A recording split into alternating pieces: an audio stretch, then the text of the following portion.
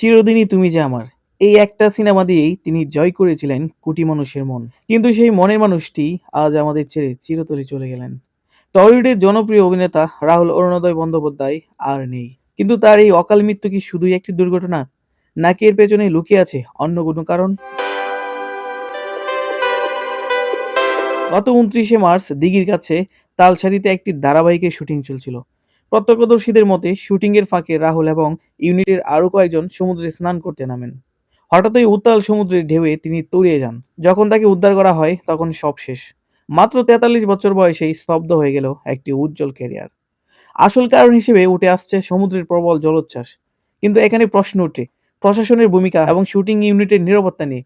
স্থানীয়দের দাবি সেই সময় সমুদ্র উত্তাল ছিল এবং পর্যটকদের জন্য সতর্কতা জারি করা হয়েছিল। তবে কেন রাহুলকে সমুদ্রে নামতে দেওয়া হলো? লাইফগার্ডরা তখন কোথায় ছিলেন? দিঘির এই ঘটনাটা আবারও মনে করিয়ে দিচ্ছে আমাদের নিরাপত্তার অভাবকে। টলিউড আজ সুখে পাথর।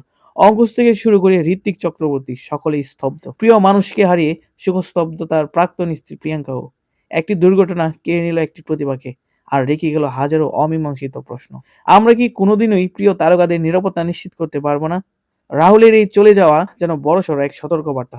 ওপারে ভালো থেকো রাহুলদা। অরুণোদয় দাদার মৃত্যু কি আপনারা কোন চোখে দেখছেন? অবশ্যই আপনাদের মূল্যবান কমেন্টস আমার কমেন্ট বক্সে রেখে যাবেন। আর ভিডিওটা ভালো লাগলে অবশ্যই লাইক দিন, শেয়ার দিন, সাবস্ক্রাইব করে পাশেই থাকুন।